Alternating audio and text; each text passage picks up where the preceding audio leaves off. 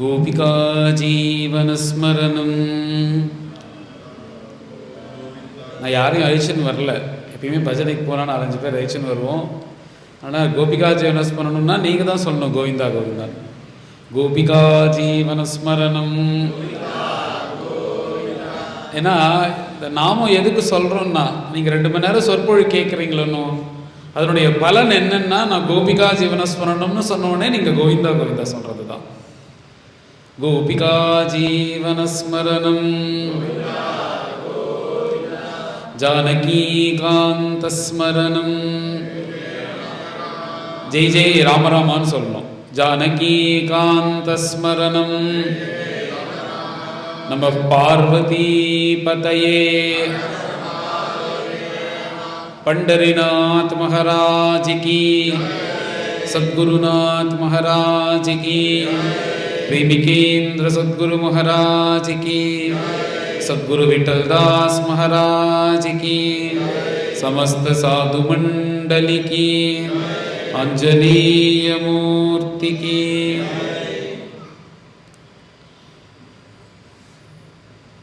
जन्माद्यस्य यतोऽन्वयादितरतश्चार्थेषु अभिज्ञस्वराट् तेने ब्रह्महृदाय आदिकवये मुह्यन्ति यत्सूरयः तेजो वारिमृदां यथा विनिमयो यत्र त्रिसर्गो मृषा धाम्ना स्वेन सदा निरस्तकुहकम् सत्यं परं धीमहि यं प्रव्रजन्तमनुपेतमपेतकृत्यं द्वैपायनो विरहकातराजुहाव पुत्रेति तन्मयतया तरवोऽभिनेदुः तं सर्वभूतहृदयं मुनिमानतोऽस्मि. कृष्णाय वासुदेवाय देवकीनन्दनाय च नन्दगोपकुमाराय गोविन्दाय नमो नमः. नमः पङ्कजनाभाय नमः पङ्कजमालिने नमः पङ्कजनेत्राय नमस्ते पङ्कजाङ्घ्रे. मुखं करोति वाचालं पङ्कुं लङ्घयते गृहिं यत्कृपातमहं वन्दे परमानन्दमाधवम्. श्रीरामस्य कथाप्रसङ्गसमये वल्मीकजन्मास्वयं श्रीकृष्णामृतगानवर्षसमये मय्यासखिस्सोऽभवत्. श्रीपुण्यप्रदभारतप्रवचने व्यासेन तुल्यो गुरुः स्कान्दे स्कन्दसमान एव स बभो योऽनन्तरामो यतिः.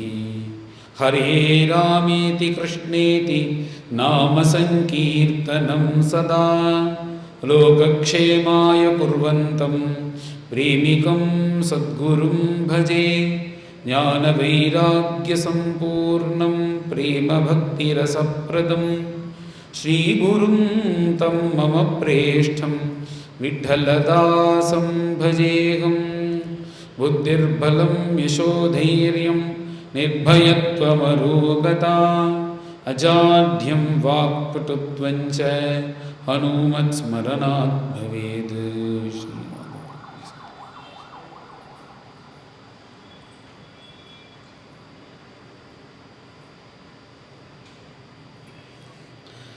तमद्भुतं बालकमम्बुजेक्षणं चतुर्भुजं शङ्खगदार्युदायुधं श्रीवत्सलक्ष्मं गलशोभिकौस्तुभं पीताम्बरं सान्द्रपयोदसौभगं महार्घवैडूर्यकिरीटकुण्डलत्विषा परिष्वक्तसहस्रकुन्तलम् उद्दामकाञ्ची अङ्गदकङ्कणादिभिः विरोचमानं वसुदेव ईक्षता. பரம கருணாமூர்த்தியான பகவானுடைய அருளினாலும் ஸ்ரீ குருநாதருடைய அனுகிரகத்தினாலும் இங்கே இந்த சத்சங்கமானது ஏற்பாடாகி ரொம்ப விமர்சையாக நடந்துட்டுருக்கு. நாளுக்கு நாள் வருஷத்துக்கு வருஷம் உங்களுடைய ஸ்ரத்தை எல்லாரும் சேர்ந்து பண்ணுறது பார்த்தாலே தெரிகிறது. இது நானுமே ஒரு 4-5 வருஷம் முன்னாடி வந்தேன். இன்னைக்கு எப்படி இருக்குன்றது பார்த்தாலே தெரியுது. எல்லாருடைய மனசுலையும் பகவான் தான் தோண பண்ணி இப்படி பண்ண வைக்கிறார். அப்பேற்பட்ட சத்சங்கம் ஏற்பாடாகி இந்த ஏற்பாடு பண்ணின இந்த கமிட்டி மெம்பர் எல்லாருக்கும் பகவான் க்ஷேமத்தை கொடுக்கணும். மேல் மேலும் குடும்பத்தோடு எல்லாரும் சௌக்கியமாக இருக்கணும். பகவானுடைய அனுக்கிரகம் இல்லைன்னா எதுவுமே இந்த உலகத்தில் சலிக்காது அப்படின்னா பெரியவா எல்லாரும் சொல்கிறாங்க. நம்மளுக்கு பார்க்கும்போது அதாவது நடக்கிறது போல தெரியறதே தவிர பகவான்னா என்ன, கடவுள்னா என்னன்னா, நம்ம சாப்பிட்டதுக்கப்புறம் நம்ம சாப்பிட்டா தானே நம்மளுக்கு உடம்புல ஒரு தெம்புன்னு ஒன்று வருது. அதை வச்சுருந்தானே நம்ம சஞ்சாரம் பண்ணுறோம். அந்த தெம்புன்னு ஒன்று உண்டாகிறதே அதே கடவுளுடைய ஸ்வரூபம் தான் அப்படின்னு பெரியவர்கள் சொல்கிறார். இப்போ ஒரு மரத்துக்கு தண்ணீர் விட்டாதானே அந்த மரமானது வளர்றது. அந்த மரமானது வளர்றதுக்கு தண்ணீர் மூலியமாக ஒன்று போகிறதே ஒரு எனர்ஜின்னு சொல்கிறோம் பாருங்க இங்கிலீஷில், அதுதான் பகவான் அப்படின்னு. இந்த மாதிரி பகவானுக்கு எத்தனையோ நிறைய இருக்கிற ஜீவராசிகளுக்குள்ள பகவான் இருந்தாலும் சூக்ஷ்மமாக இப்படி இருக்கான்னு பெரியவாள்லாம் சொல்ற. இப்படி இந்த உலகத்துல இருக்கிற எத்தனை ஜீவராசிகள் இருக்கு, அதுல நம்மளுக்கு என்னன்னா முதல் பிரைஸ் லாட்ரி பிரைஸ் விழுந்தது போல மனுஷ ஜென்மா கிடைச்சிருக்கு. ஏன்னா இந்த மனுஷ ஜென்மத்துக்கு தானே அத்தனை சுதந்திரமும் இருக்கு. ஏன்னா இப்போ கதை நடந்துட்டே இருக்கும்போது அங்கே உள்ளேருந்து ஒரு பன்றி வந்ததுன்னா வாங்க உட்காருங்க கதை கேள்வின்னு சொல்லுவோம். அங்கேருந்து அமிச்சதுக்கு அப்புறம் தான் பாக்கி எந்த கதையாக இருந்தாலும். ஒரு நாய் உள்ளே வந்துடுதுன்னா யாரோ உள்ளே விடுறோமோ. அதனால வாங்கோ வாங்கோ வாங்கோ, விஸ்வநாதன் வாங்கோ, கோபாலன் வாங்கோ, ராதாகிருஷ்ணன் வாங்கோன்னு கூப்பிட்டு மீனாட்சி அம்மா வாங்கோ, காமாட்சி அம்மா வாங்கன்னு உட்காந்து வச்சு இத்தனை உபச்சாரமும் ஏன் பண்றோம்னா அந்த ஜீவனுக்கு மனுஷனா இருக்கிறதுனால தானே. அதனால அப்பேற்பட்ட மனுஷ ஜென்மா கேனாபி புண்ணிய கர்ம விசேஷேன, ஏதோ ஒரு புண்ணியம் பண்ணதுனால இந்த ஆத்மாக்கு மனுஷ ஜென்மா கிடைக்கட்டும் அப்படின்னு கடவுள் கொடுத்துருக்க. அந்த மனுஷ ஜென்மா கிடைச்சதுனால தான் நம்ம வந்து உட்காந்துருக்கோம் இங்க. இப்பேற்பட்ட மனிதனுக்கு ரொம்ப ரொம்ப ரொம்ப முக்கியமானது என்ன, முக்கியமான விஷயங்கள்னு நிறைய இருக்கு. ரொம்ப முக்கியமானது எது அப்படின்னா இப்ப எல்லாரும் சொல்லக்கூடியது பணம். பணம்னா பணம் ஏன் முக்கியமா இருக்குன்ற காரணம் சொல்றேன். அதை விட முக்கியமானது எதுன்னா மூச்சு காத்து. மூச்சு காத்து மாத்திரம் ஒரு ஆக்சிஜன் இல்லாம ஒரு நிமிஷம் யாராவது வாழ முடியுமா? அதுக்கு மேல உயிர் இருக்காது. ஒரு நிமிஷம் ஆக்சிஜன் இல்லாம போயிடுதுன்னா உயிர் இருக்காது. பகவான் எப்பேற்பட்ட கிருபாலுன்னு நீங்க பாருங்க. இப்போ பெரிய பெரிய சிட்டிலாம் இருக்கு. இப்போ இந்த டெல்லி இருக்கு, அப்புறம் மும்பை இருக்கு. இந்த சிட்டிகள்லாம் நீங்க போனா அங்க வாழக்கூடிய ஜனங்களுக்கு நல்ல காற்று வேணும்னு ஒரு சென்டர் ஓபன் பண்ணியிருக்கான். அது எதுக்குன்னா எங்க பார்த்தாலும் புகையா இருக்கு, சிட்டி முழுக்க நல்ல காத்தே இல்லை. பியூர் ஆக்சிஜன் வேணும்னா ஒரு மணி நேரம் அங்க போய் நீங்க சுவாசிச்சுக்கலாம் அந்த மாஸ்க் வச்சுட்டு. அது வந்து நல்ல சுத்தமான, இப்போ நல்ல ஒரு கார்டன் மாதிரி எல்லா இடத்தையும் மரங்கள் இருக்கு. அது கீழே உட்கார்ந்தா எப்படி சுத்தமான ஒரு காற்று. இப்ப இப்ப இப்ப இந்த கிராமம் மாதிரி தானே இருக்கு நம்ம திண்டுக்கல்லாம். சுத்தமான காத்து இருக்கும் இங்க, விவசாயம் சுத்தி முத்தி விவசாயம் இருக்கிற பூமி. இந்த மாதிரி காத்து வேணும்னு அவர்கள் என்ன பண்றார்கள்னா ஒரு மணி நேரத்துக்கு 250 ரூபா கொடுக்குறாங்க. 250 ரூபா பணம் கட்டிட்டு ஒரு மணி நேரம் அந்த நல்ல காற்றை வாங்கிட்டு போறாங்க. இன்னைக்கு நடந்துட்டு இருக்கு பம்பாயில. ஏன்னா நல்ல காத்து இல்லை பாம்பேல. டெல்லியில இந்த மாதிரி இடத்துலலாம் இந்த மாதிரி சென்டர் ஓபன் பண்ணி வச்சிருக்கான். நீங்க அப்படி கணக்கு போட்டு பார்த்தீங்கன்னா ஒரு நாளைக்கு 24 மணி நேரம், 30 நாள், 365 நாள், 100 வயசுன்னு கணக்கு போட்டா பகவானுக்கு நம்ம எவ்வளவு கடனால்.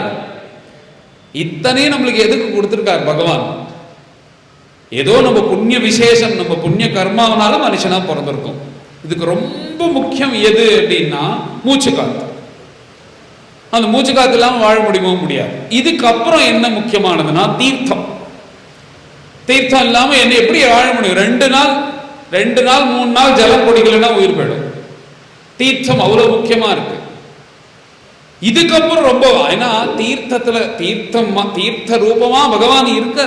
யோசிச்சு பாருங்க, ஒரு 24 மணி நேரம் யாருக்கும் ஒரு பொட்டு தண்ணி கூட கிடைக்காதுன்னா உலகம் எப்படி ஆயிடும்? 24 மணி நேரம் ஒரு பொட்டு தண்ணி. நம்மளுக்கு காலையில எழுந்துட்டு கால் அலம்புறதுலேருந்து ராத்திரி படுத்திருக்க பர்யந்தம் தண்ணீர் தான். தண்ணீர் இல்லாம என்ன பண்ண முடியும்? அதனால வேதத்திலே சொல்லணும், ஆபோவா இதகும் விஸ்வா பூதான்யாப பிராணாவா ஆபோ பசவா. ஆபஹான்னா ஜலம், சர்வம் தீர்த்தமயம்தான் இந்த உலகமே அப்படின்னு வேதமே தீர்த்தத்தை ஒரு தேவதையா சொல்ற. அதனாலதான் அங்கங்க கங்கை, யமுனை, சரஸ்வதி, தாமிரபரணி, கோதாவரி, காவேரின்னு இந்த தேடிட்டு போறோம். தீர்த்தமே ஒரு தேவதை, அது ரொம்ப முக்கியமானது. அந்த தீர்த்தம் இல்லாம ஒருத்தனால வாழ முடியாது. இதுக்கப்புறம் நீங்க பார்த்த எல்லாம் ஆகாரம், சாப்பாடு.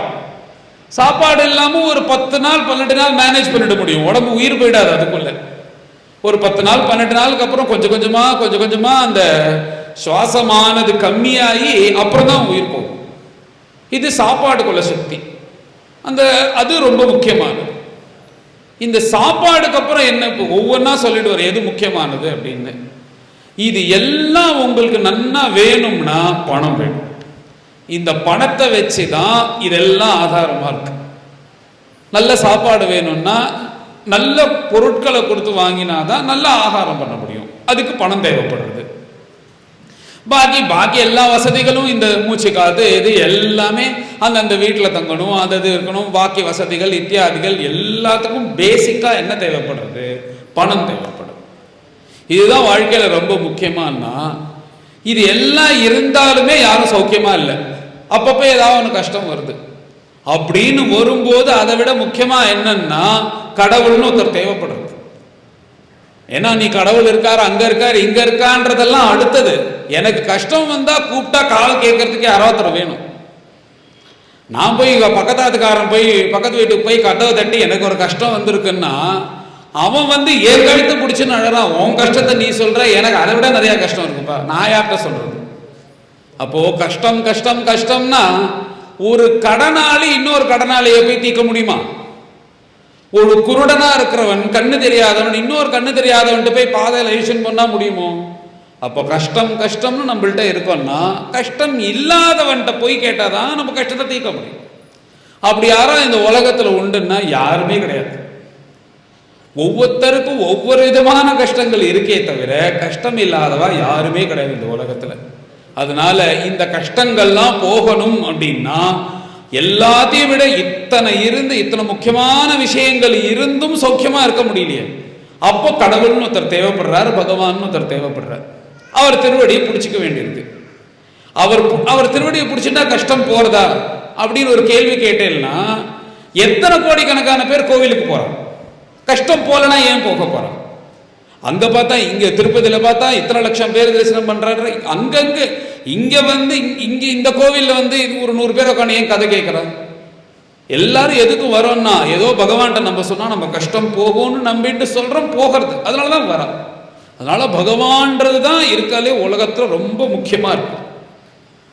அந்த பகவானை விட முக்கியம் உண்டா அப்படின்னா உண்டா? அதை விட முக்கியம் என்ன இருக்குன்னா அந்த பகவானை காட்டி கொடுக்கிற குருநாதர்.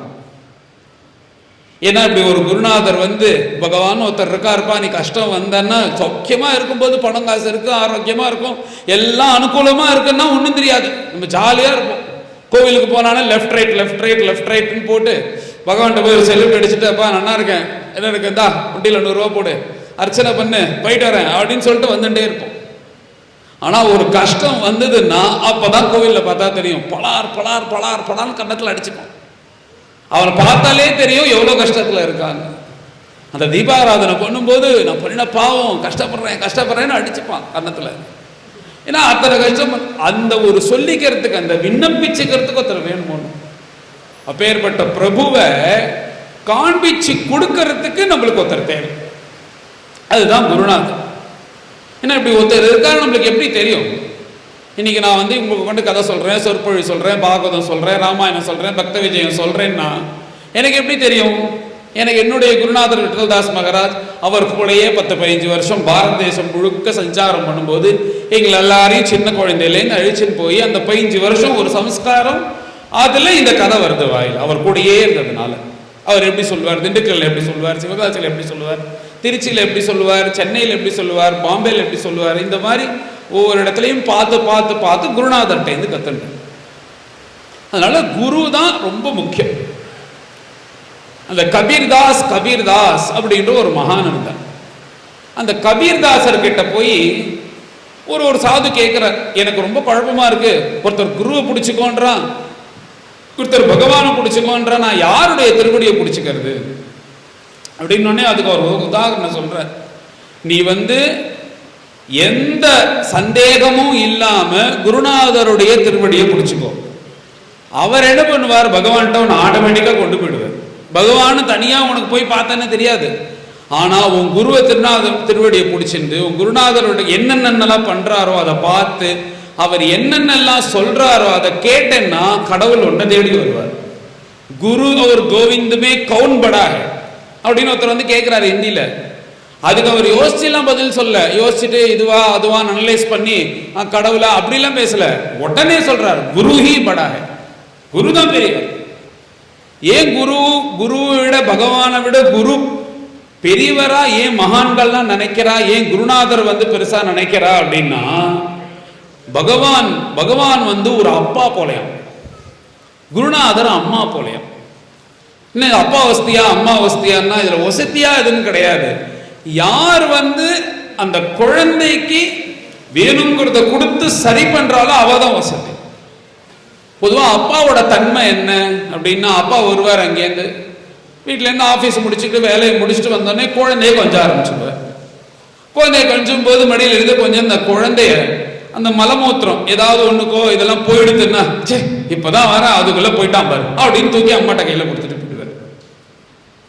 ஆனா அம்மா என்ன பண்ணுவான்னா, இந்த குழந்தை 2 நாளா பாத்ரூமே போகலன்னு கவலைப்பட்டுட்டே இருப்பான்.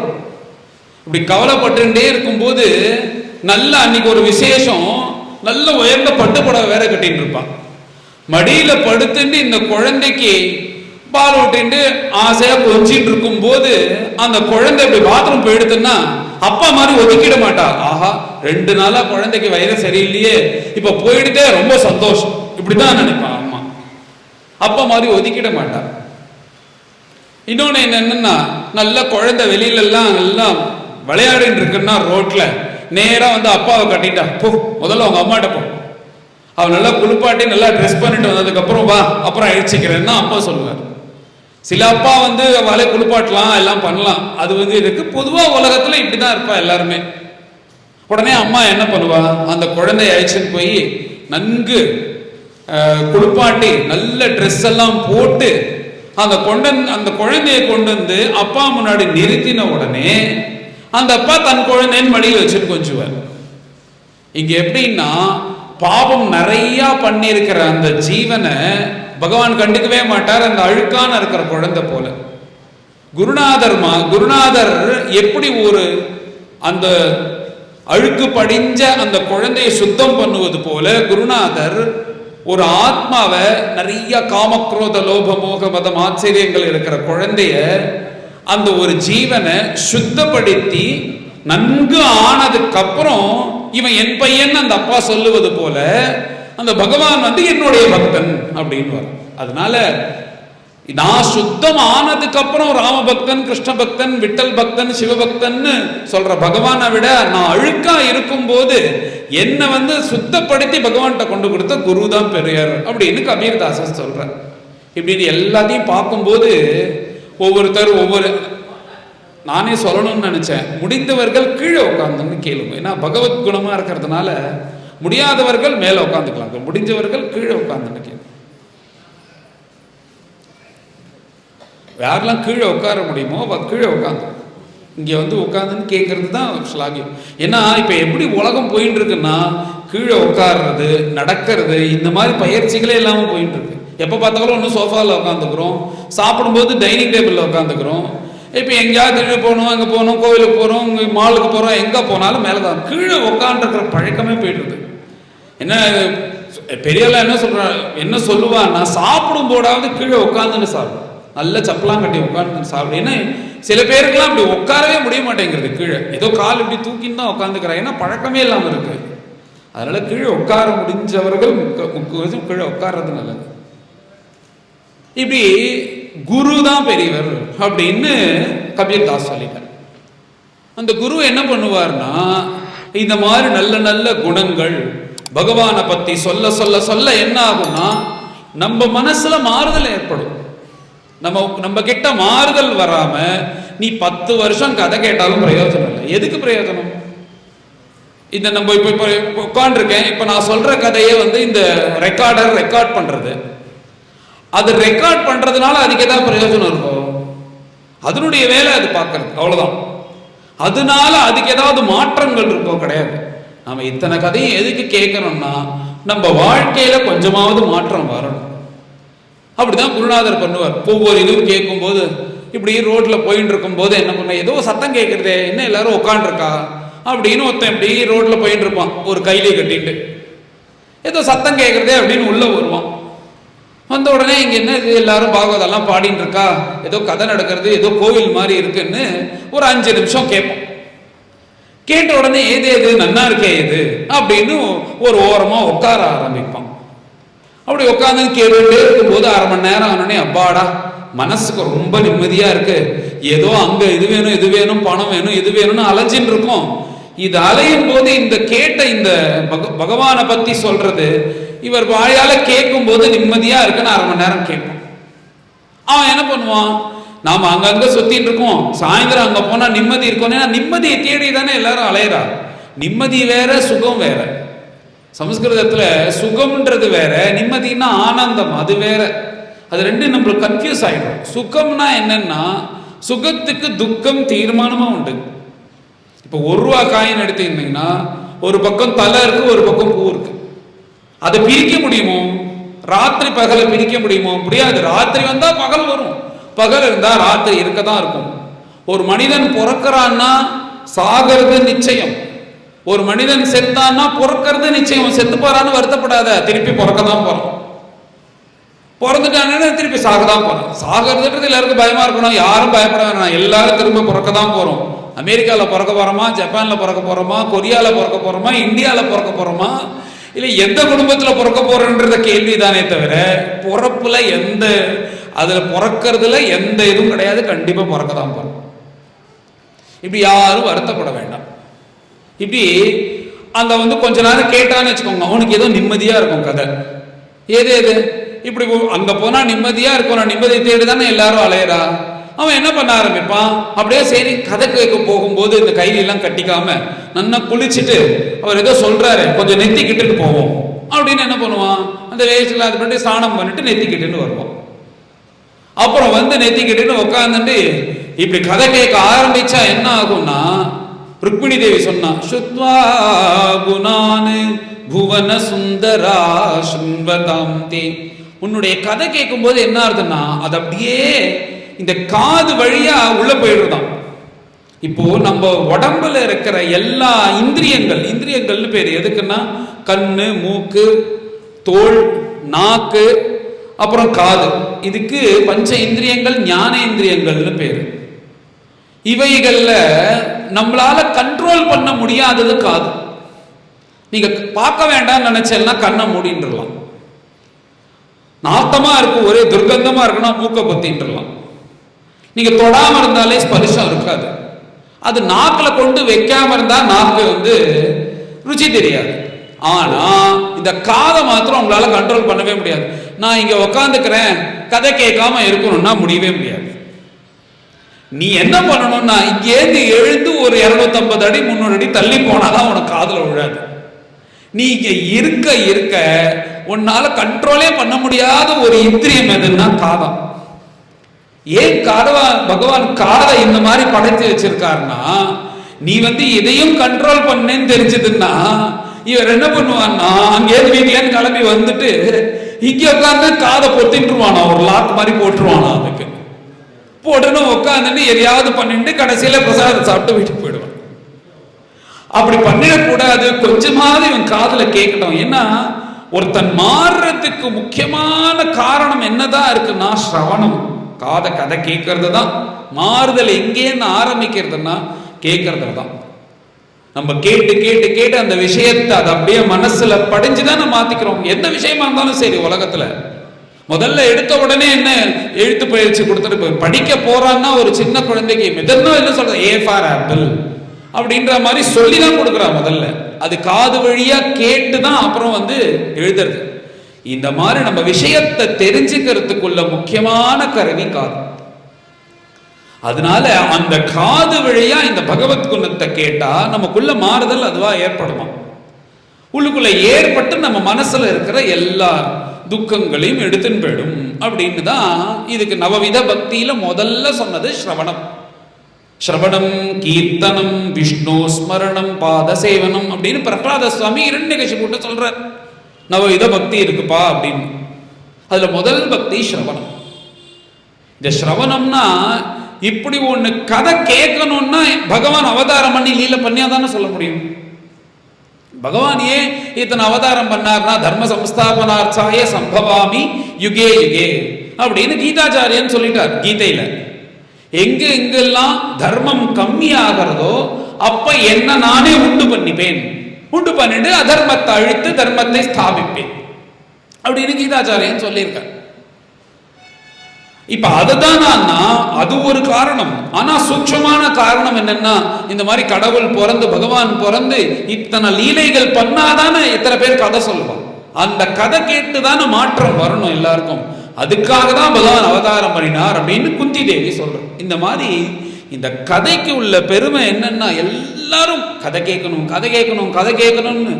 தவ கதாமிருதம் கிருஷ்ணா தப்த ஜீவனம் கவிபிரீடிதம் கிருஷ்ணா கல்மஷாபகம் ஸ்ரவணமங்களம் கிருஷ்ணா ஸ்ரீமதாததம் புவி கிருணந்தி கிருஷ்ணா பூரிதா ஜனா.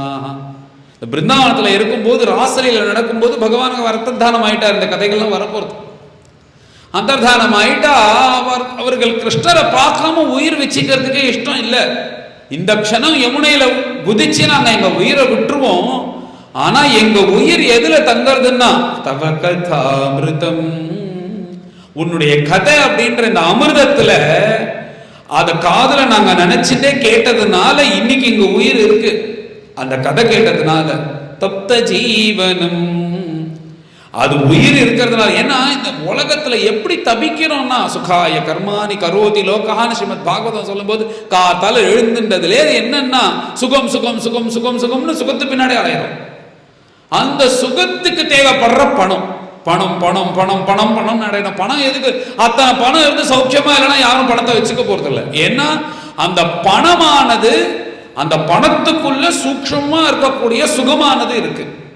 இத்தனையும் எதுக்கு பண்றோம்னா பணத்தை சம்பாதிச்சு வச்சுக்கணும்னா சௌக்கியமா இருக்கும். நாளைக்கு உடம்புக்கு வந்துருதுன்னா பணம் தேவைப்படும். வீடு வாங்கணும்னா பணம் தேவைப்படும். கார் வாங்கணும்னா பணம் தேவைப்படும். ஏதாவது சாமான்கள் வாங்கணும்னா பணம் தேவைப்படும். நகை வாங்கணும்னா பணம் தேவைப்படும். இதெல்லாம் என்னன்னா சுகத்துக்கு இருக்கிற ஒரு பெரிய பேக்கேஜ் மாதிரி. இத்தனையும் எதனால கிடைக்கிறதுனா பணத்தினால கிடைக்கிறது. அதனால இந்த பணம் பணம் பணம்னு பணம் இதுக்கு பின்னாடி அலையறான். ஆனா உண்மையான சுகம் அதுல இல்லை. அத்தனையும் அலைஞ்சு என்னன்னா கடைசியில எத்தனையோ நினைக்கிறோம் எத்தனையோ ஆசைப்படுறோம் கிடைக்கிறதோ அந்த மாதிரி தபிச்சுட்டு இருக்காலாம் ஜனங்கள். அத்தனை பேருக்கும் ஏதோ இத்தனை தபிச்சுட்டு இருக்கோம், சுத்தணும் சுத்தணும் சுத்தணும், எதுவும் ஆனாம முடிஞ்ச மாதிரி தெரியல. அவ ரேஞ்சில் கஷ்டம் இருக்கே தவிர கஷ்டைகளோ ஆசைகளோ யாருக்கும் தீந்தா மாதிரி தெரியல.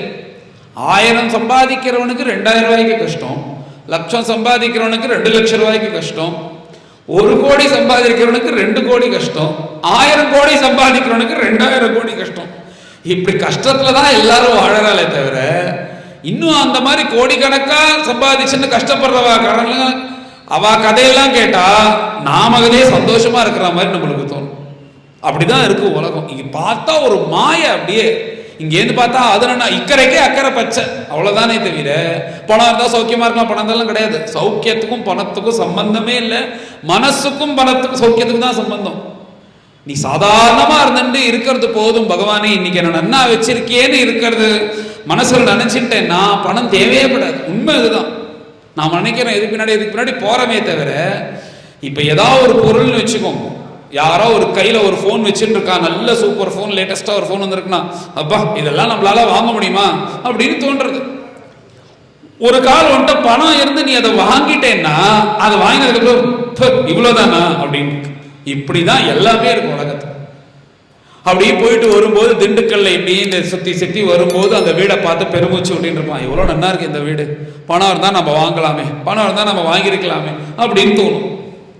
ஒரு பணம் நல்லா சம்பாதிச்சுட்டு வாங்கிட்டு உள்ள போனா ஒரு மாசம் ஆனதுக்கு அப்புறம் என்னடா இது இங்க ஓட்டையா இருக்கு, அங்க ஓட்டையா இருக்கு, இது சரியில்லை அது சரியில்லை, இதை சரி பண்ணணும். ஏன்னா இதுல இப்படிதான் போகுமே தவிர அதை அடையிற வரையும் தான் அதுல உள்ள மோகம். பகவான் அப்படிதான் வச்சிருக்காரு மாய. அந்த நகை வாங்குற வரையும் தான் அந்த நகை, அது உன் கழுத்துல போட்டுட்டேன்னா அவ்வளவுதான். இதுக்கு தான் இத்தனை வருஷம் 10 வருஷமா பணத்தை சேர்த்தமான்னு இருக்கும். அந்த நகையை போட்டுட்டதுக்கு அப்புறம் தூக்கி உள்ள வச்சிருக்கிறோம், அவ்வளவுதான். இப்படி ஒரு மாய மோகத்துல தான் இந்த உலகமே நடந்துட்டு இருக்கு.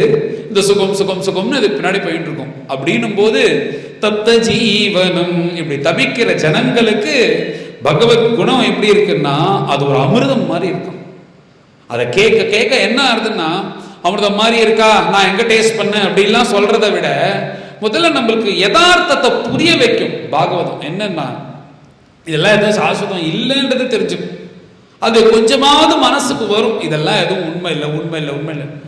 எப்படி இருக்கணும் ஒரு மனிதன் கீதாச்சாரியன் சொல்லும் போது துக்கேஷு அனுத்விக்னமனஹ, கஷ்டம் வந்தது அப்படின்னா அந்த துன்பத்திலையும் சிரிப்பவன் ஞானின்னு எல்லாரும் சொல்றோம்.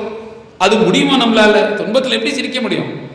எப்படி ஒரு ஞானி இருப்பார்னா துக்கேஷு அனுத்விக்னமனஹ, அந்த துக்கம்ன்றது அவன் மனசுக்குள்ளேயே போகாது. துக்கம் மாத்திரம் தானே, நான் சுகத்தை அனுபவிச்சுட்டு இருப்பேன்னா சுகம் அப்படிதான். சுகேஷு விகத ஸ்பிருஹ, நல்ல சௌக்கியமா இருந்தான்னா அதையும் அனுபவிக்க மாட்டானா. அனுபவிக்க மாட்டான்னா என்ன அர்த்தம்னா அவனுக்குள்ள போகாது. இது ரெண்டும் தான் உலகமானா வீத ராக பய குரோதா. இன்னும் 4-5 இருக்கே, பயம்னு ஒண்ணு இருக்கே, எதை கண்டாலும் பயப்படுறோமோ. காத்தால எழுந்துக்கிறோம், ஐயோ இன்னைக்கு என்ன நடக்க போறதுன்னு தெரியல, அது வருது, அந்த கழுத்தை வலிக்கிறது, தலையை வலிக்கிறது, ஏதாவது வியாதி வந்துருக்குன்னா என்ன பண்றது, சேர்த்து வச்ச பணம்லாம் போயிடுமே, பயம். இப்படி பயம் தான் வீத ராக பயம். இதுக்கு மேல என்னன்னா அந்த வீடு வாங்கணும், இந்த காரை வாங்கணும், இந்த நகையை வாங்கணும் அப்படின்ற ராகம், ஆசை. அப்படி ஆசைப்படும் போது அது கிடைக்கலன்னா நேத்திக்கு வந்த பாரு ஏதோ பண்ணா, அந்த பிசினஸ் ஆரம்பிச்சா, சம்பாதிச்சுட்டான், அந்த வீடை வாங்கிட்டான். ஏன்னா இப்படியே சுத்திட்டு இருக்கேன் பாரு மார்க்கெட்ல, ஒரு பையன் தூக்கிட்டு வாடகை வீட்டுல இருந்துட்டு அப்படின்னு கோபம். வீத ராக பய குரோதா இதெல்லாம் சேர்ந்துட்டு ஒரு மனிதன் என்ன பண்றதுன்னா அவனுடைய உண்மையான தன்மை என்னன்றதே தெரியாம பண்ணி அவனை மாயையில போட்டு முக்கி இதுல உழண்டு உழண்டு உழண்டு. இந்த மாதிரி ஒரு ஜென்மாலாம் நம்ம பிறக்கல, எத்தனையோ ஆயிரக்கணக்கான ஜென்மா பிறந்தாச்சு. இப்ப திண்டுக்கல்ல இந்த சத்சங்கம் கேட்கறதுக்காக வந்திருக்கோம் இந்த ஜென்மால. இதுக்கு முன்னாடி எங்கேயோ பிறந்து எதையோ அனுபவிச்சு இப்படியே ஏதோ ஒரு ஜென்மால பண்ண புண்ணியத்துல 4 நடுக்கணும் கேட்கறதுக்கு நம்மளுக்கு பகவான் அனுகிரகம் பண்ணிருக்கு. இப்படியே உழண்டு இருக்கோமோ. இப்படி இருக்கிறவாளுக்கு இந்த உலகத்துல கவிபீதம் கல்மஷாபகம், இப்படி இருக்கிற ஜனங்கள் உழண்டே இருக்கிறவாளுக்கு பகவத் குணம் தான் வழி. இது கேட்டா என்ன ஆகும்னா ஸ்ரவண மங்களம், ஸ்ரவணே சக்தி. கேட்ட உடனே நம்மளுக்கு பகவத் குணத்தை கேட்ட உடனே நம்மளுக்கு நல்லது நடக்குமா.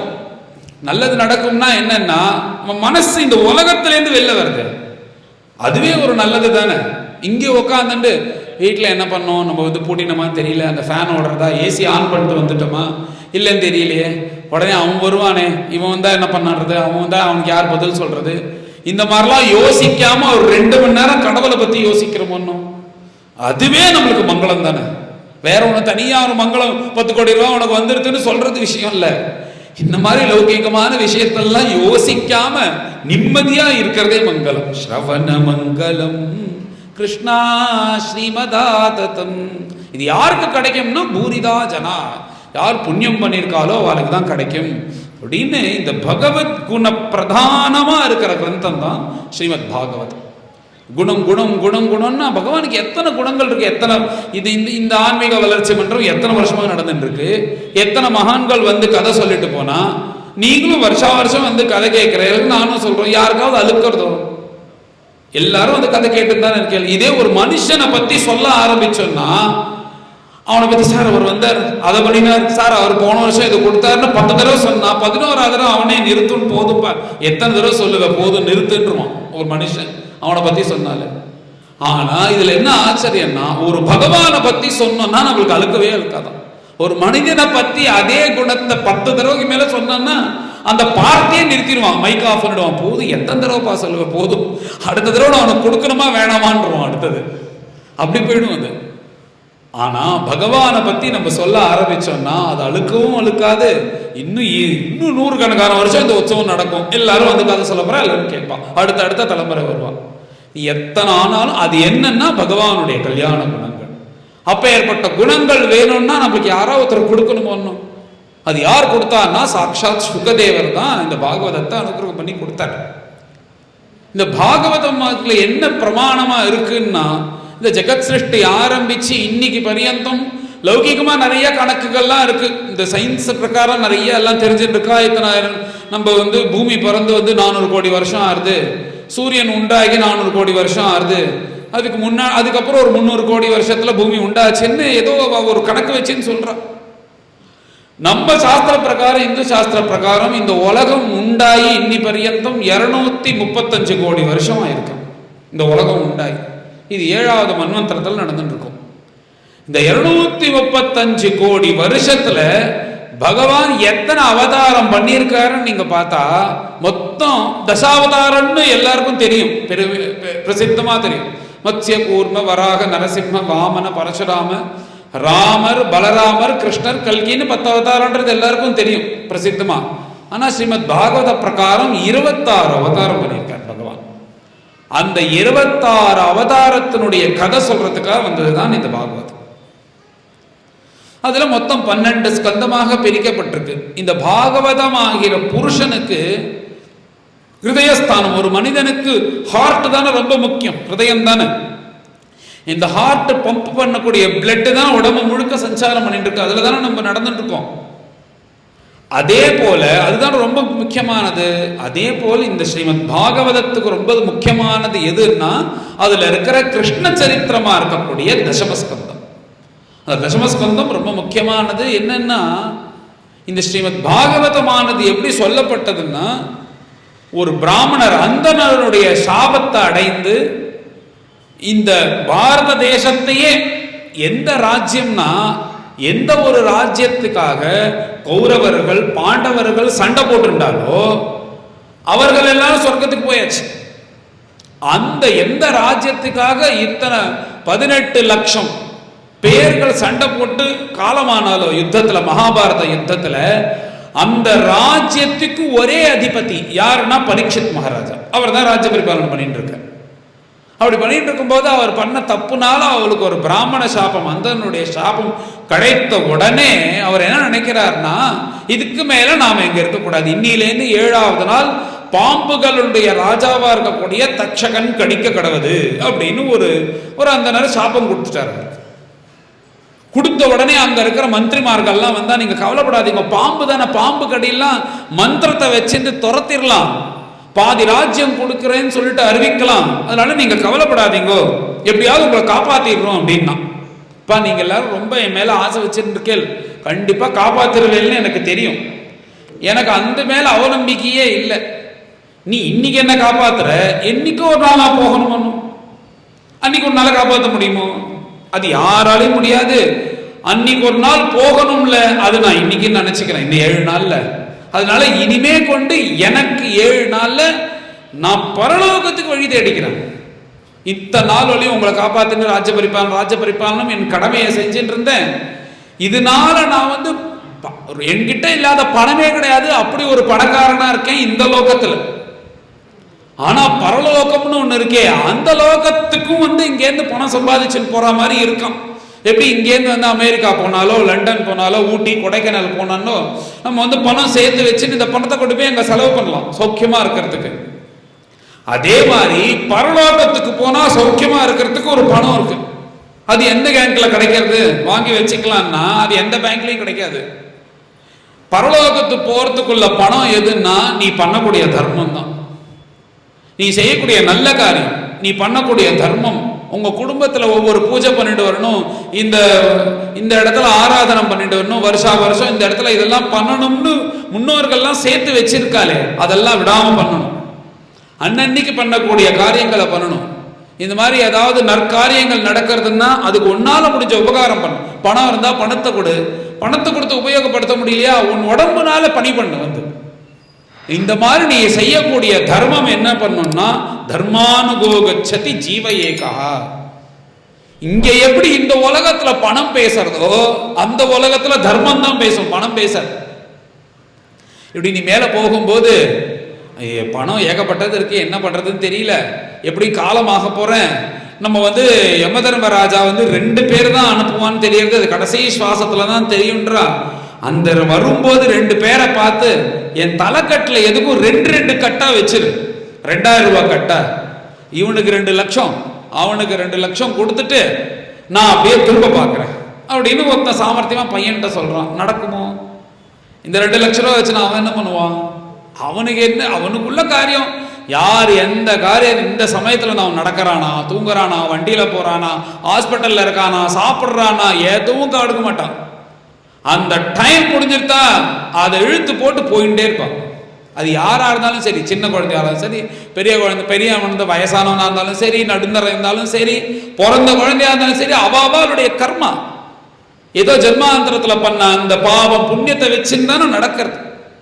அப்படி அவரவர்கள் அவர் கணக்க பண்றா, நடக்கவே நடக்காது. அப்படி நம்ம போனாலும் எப்படியோ போய் தான் ஆகணும். போகும்போது நம்மளை எது காப்பாத்தோம்னா, எப்படி நம்ம வந்து இப்ப வெளியூரோ வெளிநாடோ போகும்போது நம்ம பணம் காப்பாத்துறதோ நம்ம தர்மம் தான் நம்மளை காப்பாற்றும். அதனாலதான் தர்மத்தை சேர்த்துக்கோ, தர்மத்தை சேர்த்துக்கோ, தர்மத்தை சேர்த்துக்கோன்னு பெரியவர்கள்லாம் என்ன சொல்றாங்கன்னா, தர்மம்னா இப்ப தர்மம்னா என்ன எடுத்துனா பணம் கொடுக்கறது தர்மம்னு எடுத்து. பணம் கொடுக்கறதுன்றது அந்த தர்மத்துல ஒரு பகுதி, அவ்வளவுதான். தர்மம்னா என்னன்னா பணம் கொடுக்கறதுதான் தர்மம் கிடையாது. ஏன்னா உன்னால எதுவும் பண்ண முடியாததுனால நீ பணத்தை கொடுக்குற. இப்ப கோர்ட்ல போனா என்ன பண்ற, ஏதாவது நீ தப்பு பண்ணினேன்னா ஒண்ணு ஃபைனை கட்டு, இல்ல ஜெயில. அதான சொல்ற. ஏன் அப்படி சொல்றான்னா, உன்னால ஒண்ணும் பண்ண முடியும், இந்த பணத்தை கொடுத்தா 4 பேருக்கு உபயோகம் ஆகும் அப்படின்னு ஃபைனை கட்டு. 5000 ரூபாய் ஃபைன் கட்டுறியா, 3 மாசம் ஜெயில இருக்கியா, நீ முடிவு பண்ணிக்கோ. அப்படின்னு போது என்னன்னா, உன்னால ஃபைனலா பண்ண முடியறது இந்த பணம் தான். அதனால அது தர்மமா மாறினது. தர்மம் வந்து பணம் கொடுக்கறது மாத்திரம் இல்லை, அவளுடைய கடமையை செய்யறது தான் முதல் தர்மம். அதனால இந்த தர்மானுகோகச்சதி தர்மத்துல இருக்கு. இப்படி அந்த தர்மம்னு வச்சு பார்க்கும்போது இந்த பரலோகத்துல நான் பெருமை பணக்காரன் அப்படின்ட்டு பரீட்சித்து, ஆனா இந்த இகலோகத்துல பெரிய பணக்காரன், பரலோகம் சொர்க்காதி லோகங்கள் பாக்கி மேல இருக்கிற லோகத்துக்கு பார்த்தா என்னை விட ஒரு தரித்திரன் யாருமே கிடையாது. என்கிட்ட ஒரு தர்மமும் இல்லை. அதுவும் இல்லாம இந்த இந்த சின்ன சின்ன லோகம்லாம் எனக்கு வேண்டாம். சீனே புண்ணிய மர்த்தியலோகம் விசந்தின்னு சொர்க்கத்துக்கு போனாலும், சொர்க்கத்துக்கு ஆசைப்பட்டுன்னு போறோம், போனாலும் என்னன்னா எப்படி பணம் முடிஞ்சா நீ கிளம்பி வந்து தான் ஆகணும். பணம் மாத்திரம் தீர்ந்து போயிடுத்துன்னா நான் ஊட்டியிலே 10 நாள் சுத்துறேன்னா சுத்த முடியுமோ? பணம் இல்லாம யார் சாப்பாடு போடுவா, எங்க தங்குவ? கெட்டிக்காரனா இருந்தா ரிட்டர்ன் டிக்கெட் புக் பண்ணிட்டு தான் போவோம். அங்க போயிட்டு பேப்பரை ஜோபியை பார்த்துட்டு இருந்தானா என்ன பண்ண முடியும்? அதனால கெட்டிக்காரன் என்ன பண்ணுவான், பணம் இல்லாம ஒண்ணுமே பண்ண முடியாது. அதே போலதான் சொர்க்கமா, நீ இத்தனை தர்மம் பண்ணிட்டு அங்க போனேன்னா திருப்பி இந்திரன் தர்மம் உன் புண்ணியம் முடிஞ்சோன்னு கீழே தள்ளிடுவான். போ திருப்பி புண்ணியம் பண்ணிடுவான், தர்மத்தை பண்ணிட்டுவான்னு தள்ளிடுவான். அதனால இவர் எதை பெருசா நினைக்கிறார்னா, திரும்ப வரவே முடியாதுன்னு ஒரு லோகம் இருக்கே வைகுண்டம், அதுக்கு போகணும்னு தீர்மானம் பண்ணிட்டு, ஐயோ அதுக்கு நான் வந்து 7 நாள் தானே இருக்கு, இத்தனை நாளா நான் என் ஆயுசை வீணாக்கிட்டேனே அப்படின்னு சொல்லிட்டு கிளம்பி கங்கா தீரத்துக்கு வர. அவரை பார்த்த உடனே சொல்றார், கங்கா தீரத்துக்கு வந்தா அங்க நூற்றுக்கணக்கான மகரிஷிகள் இருக்கா. அவர்கள் எல்லாரும் என்னன்னா, அவ எல்லாருக்கும் அடுத்தது என்ன நடக்க போறதுன்னு தெரியுமா. அவ எதுக்கு அங்க வந்திருக்கான்னா, மேல சாட்சாத் பிரம்மனிஷ்டரா இருக்கக்கூடிய சுகாச்சாரியால் வர போறார், வியாசபுத்திரர். அவர் எப்பேற்பட்ட மகான்னா, எல்லா இடத்துலையும் பகவானை பார்க்கக்கூடியவர். அதுதான் கடைசி நிலை. அதுக்கப்புறம் பகவானோட 2 கலந்துருவோம். எப்படி நான் பகவானோட 2 கலக்கிறதுனா என்னன்னா, இப்போ ஒரு மண் சட்டி பானை இருக்கு, அந்த பானையை கொண்டு வந்து இங்க தரையில வைக்கிறோம், கவுத்து வைக்கிறோம். இப்ப நம்ம பாக்குறோமே இந்த அண்ட இந்த வெளியில இந்த பெருசா இருக்க, இதுக்கு என்னன்னா ஆகாசம்னு பேரு. ஆகாசம்னா என்னன்னா, மேல ஒரு ப்ளூ கலர்ல இருக்க, நீல கலர்ல, அது ஆகாசம் இல்ல, அந்த பிளாட்ஃபார்ம் மாதிரி இருக்கு. ஆகாசம்னா என்னன்னா அந்த வெட்ட வெளின்னு சொல்லுவோம் பாருங்க, அதுக்கு ஆகாசம்னு பேரு, ஸ்பேஸ். அதுதான் அகண்டமா இருக்கு. எவ்வளவு இந்த உலகம் எவ்வளவு பெருசுன்னா இன்னும் கண்டுபிடிக்கவே முடியல, போயிட்டே இருக்கு உலகம், அவ்வளவு பெருசா. அது ஆகாச சரீரம் பிரம்மா சத்யாத்ம பிராணாராமம் மனானந்தம் சாந்தி சமிருத்தம் அமிர்தம் அப்படின்னு உபனிஷத் சொல்றது. என்னன்னா இந்த ஆகாசம் என்னப்பா இது எங்க முடியறதுன்னே தெரியல, அது பாட்டுக்கு உலகம் போயிட்டே இருக்கேன்னா அதுதான்டா அந்த பிரம்மத்தினுடைய சரீரம் அப்படின்னு உபனிஷத் சொல்றது. அந்த ஆகாசம் அலாதியா இருக்கு, அதுக்கு ஆரம்பமும் தெரியாது முடிவும் தெரியாது. அதே மாதிரிதான் ஒரு பானையை கொண்டு இங்க கவுத்து வச்சேன்னா அந்த பானைக்குள்ளையும் இருக்கு. அந்த பானைக்குள்ள என்ன இருக்கு? ஒண்ணும் கிடையாது, எம்டி ஸ்பேஸ் தான் இருக்கு. இப்போ இதுக்குள்ளேயும் இருக்கு வெளியிலையும் இருக்குன்னா இதை ரெண்டையும் சேர்க்கணும். ரெண்டையும் சேர்க்கணும்னா என்ன பண்ணணும்னா அப்படியே அந்த பானைக்குள்ள கையை விட்டு இங்கேருந்து ஆகாசத்தை எடுத்து மேலே இழுத்து விட்டா போகுமான்னு, அது இந்த மாதிரிலாம் பண்ணா நடக்குமோ? நடக்கவே நடக்காது. அதே மாதிரிதான் நாமளும் பரமாத்மாவும். எல்லா இடத்துலையும் பரமாத்மா இருக்கார், நாமளும் இருக்கோம், நமக்குள்ளேயும் பரமாத்மா இருக்கார். நாமளும் பகவானோட சேர்க்கணும் சேர்க்கணும் சேர்க்கணும் போய் சேர்த்தா அது சேரவே சேராது. எப்படி இந்த பானைக்குள்ள இருக்கேன்னு ஆகாசத்தை எடுக்கிறேன்னு கையை விட்டு உழப்பின்றேன்னா 1000 வருஷம் உழப்பின்றேன்னா இருக்குமே தவிர ஆகாசம் கைக்கு வராது, அந்த வெளியில இருக்க ஆகாசத்துக்கு போய் சேராது. அப்ப நம்ம என்ன பண்ணணும்னா ஆகாசத்தோட வெளியில இருக்கிற அலாதியான ஆகாசம் இந்த வெட்ட வெளியோட உள்ள இருக்கிற அந்த எம்டி ஸ்பேஸ் சேர்க்கணும்னா ஒண்ணுமே பண்ண வேண்டாம். அந்த வெளியில இந்த பானைன்ற ஒரு ஆவரணம் இருக்குல்ல, இந்த பானைன்றதை உடைச்சிட்டு என்னன்னா ஆட்டோமேட்டிக்கா உள்ள இருக்கிற ஆகாயமும் வெளியில இருக்கிற ஆகாயமும் சேர்ந்து. அதே மாதிரி எங்கேயும் உள்ள பிரம்மமும் உங்களுக்குள்ளேயும் பிரம்மமும் இருக்கு. இதை நீ சேர்க்கணும் சேர்க்கணும் சேர்க்கணும்னு முயற்சி பண்ணா சேராது. நீ என்ன பண்ணணும்னா அதுக்கு ரெண்டுத்துக்கும் நடுப்புற என்ன இருக்குன்னா இந்த சரீரம்ன்ற ஆவரணம் பானை இருக்கு. அந்த சரீரத்தை நீ போக்கின்றேன்னா உன் பிராரப்தம் சுகதுக்கத்தை போக்கின்றேன்னா பிரம்மத்தோட 2.5 கலந்துருவேன். இதுதான் எல்லா சாஸ்திரமும் சொல்றது, வேறும் சாஸ்திரம். நாம எதுக்கு இத்தனை நல்லது பண்றோம்னா பகவான் ஒருத்தர் தான் சாஸ்வதம்னு தெரிஞ்சுட்டு அவன் கூட 2.5 கலக்கிறதுக்கு தான் நம்ம பண்ணக்கூடிய பூஜை அர்ச்சனை, கோவில்ல பண்ற பக்தி, வேதம், சாஸ்திரம், கீதை, புராணம், கதை கேட்கறது, பஜனை பண்றது, பூஜை பண்றது எல்லாம் அதுக்குள்ளதுதான். இப்படி 2.5 கலக்கணும். இதுதான் பிரம்மத்தோட 2.5 கலக்கிறது. இப்படி இந்த ஆகாசம், இந்த ஆகாசத்து பானைக்குள்ள ஒரு ஆகாசம், வெள்ளக்குள்ள ஆகாசம் எப்படி போகும்னா உடைச்சா போய் சேர்ந்துருமோன்னு. அப்போ அது எப்படி உடைக்கணும்னா அது சொல்லிக் கொடுக்கறதுதான் ஒரு குருநாதர் வேணும். இந்த மாதிரி இந்த பரீட்சத்துக்கும் அந்த மாதிரி ஆகணும்னு இருக்கு. அப்படி ஆகணும்னா என்ன பண்றதுன்னு தெரியல. அப்படி போது இந்த அந்த கங்கா தீரத்துக்கு வந்தபோது ஆயிரக்கணக்கான மகரிஷிகள் வந்திருக்கா. அவர்கள் எல்லாரும் ஃபியூச்சரை தெரிஞ்சு வந்திருக்கா, இந்த சுகாச்சாரியர் வரப்போறாருன்னு. இவர் யாருன்னா எல்லா இடத்துலையும் பிரம்மத்தை பார்க்கக்கூடியவர். கடைசியா ஒரு நிலை சொன்னனே அந்த நிலையில இருக்காராம். இந்த சரீரத்தோட சரி அவர் பிரம்மத்தோட கலந்துருவார். அந்த பானை உடையிற சமயத்துல இருக்கு அவருடைய காலம். அப்படி இருக்கிற மகான் இந்த மாதிரி ஒருத்தரை பார்க்க முடியுமா? இப்ப நினைச்சேன் போய் பார்க்கலான்னு எங்கேயாவது இருக்கலாம், அந்த மாதிரி இருந்தாலும் வெளில சொல்ல மாட்டார். அப்படி ஒரு மகானை பார்க்கணும்னா கோடிக்கணக்கான புண்ணியம் பண்ணியிருக்கணும் ஜென்மால, அப்பதான் அவர் கண்ணில் தரிசனம் பண்ணுவார். இப்ப நினைச்சேன் நான் போனேன் பார்த்தேன்னு திருப்பதி பெருமாளை போய் பார்க்குற மாதிரி அந்த மாதிரி யாரையா பார்த்துட முடியுமா? நம்மளுக்கு தெரியுமா? தெரிஞ்சாலும் வெளில சொல்லிக்க மாட்டாவா அந்த நிலையில இருக்கிறவா. அது ஏதோ நம்ம புண்ணிய விசேஷத்தினால கிடைக்கும். அப்படி ஒரு மகான் வருவாரான்னு காத்துன்னு இருக்கும் போது இவனுடைய ஸ்ரத்தையை பார்த்து அங்கேருந்து அவர் வராராம் சுகாச்சாரியர். சுகாச்சாரியார் வந்த உடனே இவர் பார்த்தார், எல்லாரையும் பார்த்து கெஞ்சறார், ஒவ்வொருத்தரும் ஒவ்வொன்னு சொல்றா. அவருக்கு மனசுக்கு திருப்தியா இல்லை. ஆனா அங்கேருந்து ஒருத்தர் வராருன்னு தெரிஞ்ச உடனே எல்லாரும் எழுந்து வாங்க வாங்கன்னு நமஸ்காரம் பண்ணி கூப்பிடுறார். அப்படின்னும் போது அவர் தான் எல்லாரையும் விட உத்தமமானவர் அப்படின்னு தெரிஞ்சுக்கிட்டாரு. நேரா அவர் திருவடியில போய் விழுந்து, எனக்கு நான் இந்த உலகத்தையே ஆண்ட மகாராஜா, நான் அனுபவிக்காத சுகம் கிடையாது, எல்லாம் இருக்கு, நிறைய யாக யஜ்யம் பண்ணி நிறைய புண்ணியத்தையும் சேர்த்திருக்கேன், எனக்கு எல்லாம் இது எதுவும் வேண்டாம், எனக்கு என் பிரபுவோட 2.5 கலக்கணும், அதுக்கு ஏதாவது வழி சொல்லுங்க, மேல 7 நாள் தான் இருக்கு, 7 நாள் தான் இருக்குன்னு உடனே அவர் சொல்றாராம், மேல 7 நாள் இருக்கேடா, ஏன்டா கவலைப்படுற? பொதுவாக ஒருத்தர் கவலைப்பட்டுன்னு வரான்னா அவளுக்கு அப்படிதான் பதில் சொல்லும். என்ன பண்ண போறேன்னு தெரியல, நாளைக்கு காத்தால எல்லா முடியும் வந்துட போறது, அவன் என்ன கேட்டு என்ன கேஸ் கொடுக்க போறான்னு தெரியல, என்ன தீர்ப்பு கொடுக்க போறான்னு தெரியலன்னு கேட்கும்போது அவர்கிட்ட போய், இல்லை நீ பண்ண பாட்டுக்கு இப்படிதான் வரணும், நன்னா அனுபவிச்சு நீ ஜெயிலுக்கு போக போற, உன் சொத்து போக போறதுன்னு வேண்டாதவன்லாம். அவனுக்கு வேண்டியவன் நல்லவர்களா இருக்கிறானாப்பா, நீ ஏன்பா கவலைப்படுற, பகவானை நம்பு, அவர்கிட்ட பிரார்த்தனை பண்ணி அவரை தவிர யார் நம்மளுக்கு இருக்கா, கண்டிப்பா ஏதாவது வழி பண்ணி கொடுப்பார், அவனுக்கு அது பண்றேன் இது பண்றேன்னு வேண்டிக்கோன்னு சொல்றவான் நல்லவன். அப்படிதானே இருப்பான். உனக்கு சக்தி இல்லாததுனால வேண்டிக்கோன்னு சொல்ற, அவருக்கு சக்தி இருக்கு, கடவுளை கொண்டு கொடுக்கறதுக்குள்ள சக்தி இருக்கு அந்த சுகாச்சாரியாருக்கு. அதனால அவர் என்ன பண்றார், நீ கவலைப்படாதடா, 7 நாள் தானே இருக்கு, 7 நாள் தானே இருக்குன்னா 7 நாள் இருக்குடா, எதுக்கு கவலைப்படுற?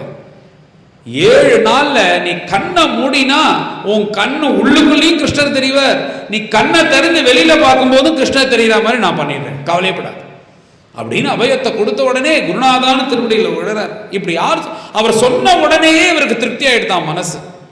இன்னும் கிருஷ்ணர் தெரிய ஆரம்பிக்கல, ஆனா அவர் சொன்ன வாக்கே அப்படி இருக்கணுமா அவளுடைய வாக்கு, அதான் மகான்களுடைய வாக்கு. நீ எதுக்கு கவலைப்படுற? உனக்கு ஒரு 7 நாள்ல ஒரு அந்தனருடைய சாபம் கிடைச்சிருக்கு, உனக்கு பாம்பு கடிக்க போறது அப்படின்ற ஒரு சாபம் இருக்கணும். அந்த சாபம் உன்னை என்ன பண்ணும்னா 7 நாள் உயிரோட வைக்கும். உன்னை ஒரு கால் உன்னுடைய பிராரப்த வசாத்து நீ நாளைக்கு எங்கேயாவது ரோட்ல போகும்போது ஒரு லாரி அடிபட்டு நீ சாகணும்னு இருந்தேன்னா இந்த பிராமண சாபம் என்ன பண்ணும்னா உன்னை சாக விடாது. அது லாரி அடிக்கும், லாரி போயிடும், நீ எழுந்து நடந்து போயிட்டே இருப்ப, ஒன்னு கொலை பண்ண முடியாது. ஏன்னா இந்த பிராரப்தத்தை விட பிராமண சாபம்ன்றது பெருசு, அதுக்கு வீரியவத்து பவர்ஃபுல், அது உன்னை சாக விடாது. அதனால நீ தைரியமா சொல்லலாம், இன்னிலேருந்து 7 நாள் நான் உயிரோட இருப்பேன், எந்த சக்தியாலையும் அழிக்க முடியாதுன்னு நீ சொல்லலாம். நீ இப்படி சொல்லலாம். ஆனா இங்க வந்திருக்காலே இத்தனை பேர் விஷயங்கள், யாராவது ஒருத்தர் எழுந்து சொல்ல சொல்லு. அடுத்த சுவாசம் நாளைக்கு காத்தால எழுந்துண்டா உயிரோட இருப்பேன்னு 100% கான்பிடென்ட்டோட யாரையாவது சொல்ல முடியுமோ? யாராவது இப்ப இங்க வந்திருக்கிறோம் எல்லாராலையும் யாரும் கேட்டா நாம பிளான் பண்ணுவோம், 10 வருஷத்துக்கு கடனை வாங்குவோம், இஎம்ஐ கட்டிடலாம், அதை பண்ணிடலாம், மாசம் மாசம் கொடுத்துடலாம்னு எல்லாம் பண்ணுவோம். ஆனா நெஞ்ச தட்டு சொல்லலாம், காத்தால எழுந்து போனா ஏதோ பொழைச்சிக்கிறத பிச்சைக்காரனுக்கு உயிரோட இருந்தா பார்த்துப்போம், இப்படின்னு தான் சொல்றோம் எல்லாரும். அப்படி சொல்ல முடியாது, எல்லாருக்கும் அப்படிதான்டா. ஆனா உனக்கு கடவுள் பண்ண பாக்கியம், நீ 7 நாள் உயிரோட இருப்ப கண்டிப்பா. அதுவும் இல்லாம பகவானோட போய் 2.5 சேர்றதுக்கு நீ என்ன ரொம்ப கஷ்டம்னு நினைக்கிறியா? 7 நாள்லாம் தேவையே இல்லை, 1.5 மணி நேரம் போதும். 1.5 மணி நேரம் போதும். நான் எதுவும் சும்மா சொல்லல. கட்டுவாங்கன்னு ஒரு ராஜா ஒன்ன மாதிரி தான், அவனும் இந்த பாரத தேசத்தையே பரிபாலனை பண்ணிட்டு தான். அந்த கட்டுவாங்கன் யாருன்னா சாட்சாத் ராமச்சந்திர பிரபுவனுடைய முன்னோர்கள். பகவான்லேருந்து ஆரம்பிச்சு 64வது தலைமுறையாக ராமர் பிறந்தார். அந்த 64க்குள்ள ஒரு ராஜா கட்டுவாங்கன்னு பேர், சூரிய வம்சத்து ராஜா. சூரிய வம்சத்து ராஜாக்களுடைய பெருமை என்னன்னா, சாதாரணமா இந்த ஒரு ராஜ்யம்னு ராஜாக்கள் கூட சண்டை போடுறது விஷயம் இல்லையா. இவாளுடைய பிரபாவம் என்னன்னா, சொர்க்கலோகத்துல இருக்கிற அந்த தேவர்களுக்கும் அசுரர்களுக்கும் சண்டை வரும்போது இவா போய் சகாயம் பண்ணுவாள், அவளுக்கு போய் எங்க உதவி பண்ணிட்டு வருவாள். இப்படி கூப்பிட்டு விடுறான் இந்திரன், நாளைக்கு யுத்தம் இருக்கு, நீ இப்ப இந்த லோகத்துல சொல்ற பாரு, நாளைக்கு இப்ப கூட யுத்தம் நடக்கிறது, இந்தியா பாகிஸ்தானுக்கும் இதுவாச்சு, எப்படி நம்ம அதை அடிச்சு எப்படி ஜெயிச்சோம், அந்த மாதிரி இருக்கும்போது என்ன பண்ணுவா, நாளைக்கு இந்த யுத்தம் இருக்கு, அவ அங்கங்க சித்தமா இருக்கணும், வந்துருங்கன்னு முன்னாடி எல்லாம் சொல்லியிருப்பாளோன்னு, அந்த ஒரு சண்டை போடுறதுக்கு முன்னாடி அந்த மாதிரி இந்திரன் சொல்லிடுவானா, நாளைக்கு அசுரர்கள்லாம் வரான்னு விஷயம் தெரிஞ்சிருக்கு, நீர் வந்துரும் அப்படின்னு. இங்கேதான் அவர் போயிருக்கார், அங்க காப்பாத்துறதுக்கு நல்லா சண்டை போட்டு அசுரர்கள்லாம் தொடர்த்தியாச்சு சொர்க்கத்திலேருந்து. இந்திரனுக்கு பரம சந்தோஷம். இந்திரன் தன்னுடைய ஆசனத்தை யாருக்கும் கொடுக்க மாட்டான், அவன் தான் உட்கார்ந்துருப்பான். ஆனா அவனா கொடுத்தது யாருன்னா இந்த சூரிய வம்சத்து ராஜாக்களுக்கு மாத்திரம் கொடுத்தான். ஏன்னா அவன் கொடுக்கிற மாதிரி ஆயிடுத்து, அப்பேற்பட்ட உபகாரம் பண்றாவா இந்த அசுரர்கள் கூட சண்டை போடுறதுக்கு. இந்திரன் தன் ஆசனத்துல உட்காத்தி வச்சு, உமக்கு என்ன வேணும் அப்படின்னு கேட்கிறான். உடனே அந்த கட்டுவாங்கன்னு சிரிக்கிறாராம், நான் சண்டை போட்டு தான் நீயே சௌக்கியமா இருக்க, நீ எனக்கு என்ன கொடுத்து என்ன பண்ண போறேன்னு அவரு சிரிக்கிறார். உடனே இல்ல நீங்க அப்படி சிரிக்க கூடாது, நீ என்னதான் இருந்தாலும் நீர் மனுஷன், நீர் வரம் கேட்டா தேவன் நான் கொடுத்தாகணும், அதுதான் ரூல், ஏதாவது வரம் கேளும் அப்படின்னா என்கிட்ட ராம ரங்கநாதருடைய கிருப்பையின் ஸ்ரீரங்கத்தில் இருக்கிற ரங்கநாதர் அப்ப அயோத்தியில இருந்தார். அந்த இக்ஷ்வாகுன்னு ஒரு மகாராஜா, அந்த இக்ஷ்வாகு தான் என்ன பண்ணார்னா அவர் தான் அழைச்சன் வர்றார் சொர்க்கலோகத்துல இருந்து இந்த ரங்கநாதரை. அதுக்கு ஒரு கதை. இந்த இக்ஷ்வாகு என்ன பண்ணார்னா இதே மாதிரி இந்திரனுக்கு சகாயம் பண்ணி கொடுத்தார். அப்படி ஒரு அபாரமான யுத்தம், இப்படி ஒரு அபாரமான யுத்தம். ஒரு நண்பன் இருக்கான், நம்மளுக்கு இருக்கான், அது வந்து சால்வே பண்ண முடியாத ஒரு ப்ராப்ளம்.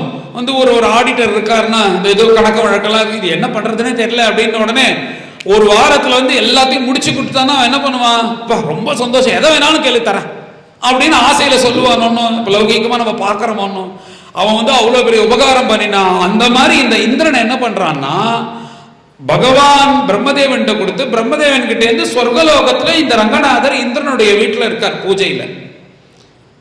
இதெல்லாம் பூஜை பண்ணிட்டு இருக்கான் நித்தியபடி. அவன் என்ன பண்ணான்னா நேரா இந்த இக்ஷ்வா கிட்ட வந்து எப்பேற்பட்ட யுத்தம் சுவாமி, நல்லா ஜெயிச்சு கொடுத்தீர், ரொம்ப சந்தோஷம், என்னுடைய மனைவிக்கு இந்திராணின்னு பேரு, இந்த இந்திராணிய தவிர எதை வேணாலும் கேளு கொடுக்குறேன் அப்படின்ட்டு இந்திரன். இவன் இங்க சொல்லிட்டான், அங்க பூஜையில இருக்கிற ரங்கநாதனுக்கு ஈகோ இஷ்யூ ஆயிடுச்சு. இவன் வந்து தன்னுடைய மனைவியை தான் பெருசா நினைக்கிறான், என்ன பெருசா நினைக்கல. இங்க அவனுக்காக நான் இங்க வந்து படுத்துட்டு இருக்கேன் அவன் வீட்டுல, எனக்கு அவனு பெருசு. அவன் சொல்லியிருக்கும் போது என்ன சொல்லியிருக்கணும், என்னுடைய ரங்கநாதன் என்னுடைய மனைவியை தவிர எதை வேணாலும் கேளுன்னா அவன் வந்து ரங்கநாதரை பொருட்டா நினைச்சிருக்கான்னு அர்த்தம். என்ன பொருட்டா நினைக்காதனாலதானே உன் பொண்டாட்டியை மாத்திரம் சொன்னேன், நான் இனிமே இங்க இருக்க மாட்டேன் அப்படின்னு அவருக்கு ஒரு ஈகோ இஷ்யூ வந்துருதான் ரங்கநாதருக்கு. எங்க சொர்க்கலோகத்துல இருந்த ரங்கநாதர் அவர் என்ன பண்ணினார், இப்படி கேட்ட உடனே இக்ஷ்வாகுனுடைய காது கிட்ட போய் யாருக்கும் தெரியாம நான் தான் ரங்கநாதன் பேசுறேன், அவன் வந்து இப்படி எல்லாம் சொன்னா எனக்கு இங்க எடுக்க பிடிக்கல, உள்ள பூஜையில நான் இருக்கேன், அது யாருக்கும் தெரியாது, நீ அதை கேளு அப்படின்ட்டு போயிட்டாரு ரங்கநாதன். இவன் வந்து எல்லாம் இது பண்ணி அவர் ஏதோ கேட்க போறார், பணத்தை கேட்க போறார், ராஜ்யத்தை கேட்க போறார், எனக்கு அந்த இடத்துல இருந்து ரொம்ப நாளா பணம் வர வேண்டியிருக்கு, அதை வாங்கி கொடு, இந்த இடம் ரெஜிஸ்ட்ரேஷன் பண்ணி கொடுன்னு ஏதாவது கேட்க போறான்னு நினைச்சா இந்த இக்ஷ்வாகு மகாராஜா என்ன பண்ணார்னா உன் பூஜையில இருக்கிற ரங்கநாதரை எனக்கு கொடு அப்படின்னா. அவன் அப்பதான் அடாடா இதை மறந்துட்டுமே, நம்ம இவனுக்கு எப்படி தெரியும் அப்படின்னு அப்பதான் அவன் நினைச்ச தப்ப இது பண்ணி அவன் அதுக்கு மேல அவன் சாமர்த்தியமா என்ன பண்றான் பாருங்க, அது ரங்கநாதர்லாம் கொடுக்க முடியுமா, அவர் என்னுடைய பூஜையில இருக்கிறவர் அப்படின்னு உடனே கேட்டதுக்கு அப்புறம் கொடுக்காததுக்கு என்னப்பா வார்த்தைக்கு மரியாதைன்னா, சரி அப்பனா நான் உனக்கு ஒரு பரீட்சை வைக்கிறேன், அந்த பரீட்சையில நீ ஜெயிச்சேன்னா ரங்கநாதரை தர. என்ன பரீட்சைன்னா இவரை மாதிரியே 7 பேரை வைப்பேன், நீ ஒரிஜினலை வந்து தொடணும், நீ ஒரிஜினலை வந்து தொட்டுட்டேன்னா உனக்கு நான் கொடுத்துருவேன் அப்படின்னு உடனே சரி ஏற்பாடு பண்ணுட்ட. எல்லா ஏற்பாடெல்லாம் ஆயிடுத்து. இது இக்ஷ்வாகு தீர்மானம் பண்ணினார்னா தப்பா தொடுறதுக்கு வாய்ப்பு இருக்கு. கிளம்பணும்னு யாரு முடிவு பண்ணியிருக்கா, சாட்சாத் ரங்கநாதனே முடிவு பண்ணார். அவர் என்ன பண்ணினார்னா இவன் கிடக்காம பய அப்படின்னு நேரா அந்த இக்ஷ்வாகுனுடைய காது கிட்ட போய் பாரு முதல்ல இருந்து 5ஆவதா இருக்கு பாரு அதான் ஒரிஜினல், நீ அதை தொடர்ந்து காதோரமா சொல்லிட்டு போயிட்ட. சொன்ன உடனே நேரா வந்தான், அந்த 5ஆவது ரங்கநாதரை தொட்டான். அவரை தொட்ட உடனே பாக்கியெல்லாம் மறைஞ்சிச்சு. மறைஞ்ச உடனே இந்திரனுடைய தலையை தொங்கப்பட்டான். அந்த ரங்கநாதர் என்ன வேற என்ன பண்றது, கொடுக்கிற மாதிரி எடுத்து அவர் ஸ்ரத்தையா எடுத்துன்னு வந்து அங்க சொர்க்கலோகத்திலேந்து எடுத்துன்னு வந்து தன் அப்பாவுடைய ஊரு இந்த மன்வந்தரத்தினுடைய அவர் இருக்காரு, அவருக்கு விவஸ்வானுடைய சூரியனுடைய புத்தனார் கூட வைவஸ்வதன், அவருடைய ஊர் எதுன்னா அயோத்தி. அந்த அயோத்தியில ராஜ்ய பரிபாலனம் இவாதான் 12 வரா, இந்த வம்சத்துல தான் ராமர் பிறக்கிறார். அந்த அயோத்தியில ரங்கநாதரை கொண்டு பிரதிஷ்டை பண்ணி 64 தலைமுறையா பூஜை பண்ணிட்டு வர. இப்படி ரங்கநாதருடைய திருவடியை பிடிச்சிட்டு இருக்கிறவாளுக்கு அந்த மாதிரி பூஜை பண்ணிட்டு இருக்கிற இவனுக்கு எதுவுமே பெருசா தோணல.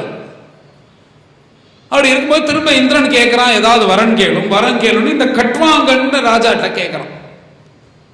உடனே அந்த கட்வாங்கன் சொன்னார், எனக்கு எல்லாமே இருக்குப்பா, எனக்கு பகவான் எந்த குறையும் வைக்கல, ஆனா ஒன்னு தெரிஞ்சுக்கணும்னு ஆசையா இருக்கு, அது நீ சொல்லலாம்னா சொல்லு, இல்லாட்டி தேவையில்லைன்னா.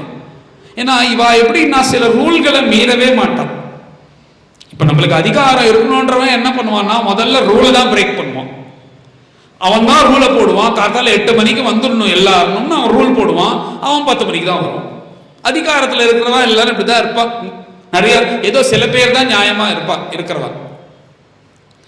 இந்த ரூலை பிரேக் பண்ணக்கூடாது. இவ எல்லாரும் தர்மாத்மாக்கள். மனுஷனுக்குன்னு சில ரூல் இருக்கும், அதை தாண்டவே கூடாது. மனுஷனுக்கு அமிர்தம் குடிக்க கூடாது. மனிதன் உடம்புல வஸ்திரம் இல்லாம ஸ்நானம் பண்ணக்கூடாது. இந்த மாதிரி நிறைய ரூல் இருக்கு மனுஷர்களுக்கு. ஆனா தேவர்களுக்கு அந்த ரூல்லாம் கிடையாது. அவன் அமிர்தம் சாப்பிடலாம், அவளுக்கு இந்த மாதிரி தான் இருக்கணும், அந்த மாதிரி தான் இருக்கணும்ன்ற ரூல்ஸ் எல்லாம் கிடையாது. ஏன்னா அவ சரீரமே வேற. அதே மாதிரி என்ன நடக்க போறது அப்படின்றத தெரிஞ்சுக்க கூடாது மனிதர்கள். அது தெரிஞ்சுட்டான்னா வாழ்க்கையினுடைய சுவாரஸ்யமே போயிடும். நம்மளுக்கு அந்த அலோட் கிடையாது தெரிஞ்சுக்கிறதுக்கு. ஆனா தேவர்களுக்கு தெரியும்.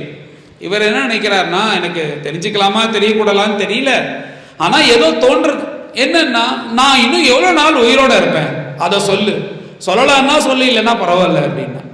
அவன் என்ன பண்ணான்னா, சரி இது ஏதோ பகவானுடைய ஏதோ அவருடைய பிரேரணை, அவருடைய சங்கல்பம் மாதிரி இருக்குன்னு என்ன பண்ணிட்டான்னா, அவன் சுவாமி நீங்க இங்க எவ்வளவு நாள் வேணா இருக்கலாம், ஒன்றும் கணக்கு கிடையாது, நீங்க பூலோகத்துல உங்களுடைய கால் பதித்த உடனே 1.5 மணி நேரம் ஒரு முகூர்த்தத்துல உங்க உயிர் பிழிஞ்சிரும் அப்படின்ட்டான்.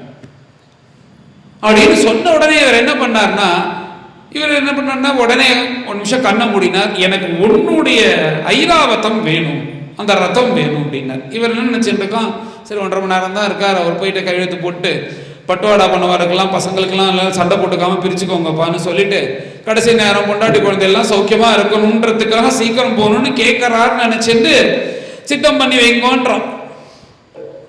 பார்த்துட்டே இருக்கும்போது அதுல ஏறினார்.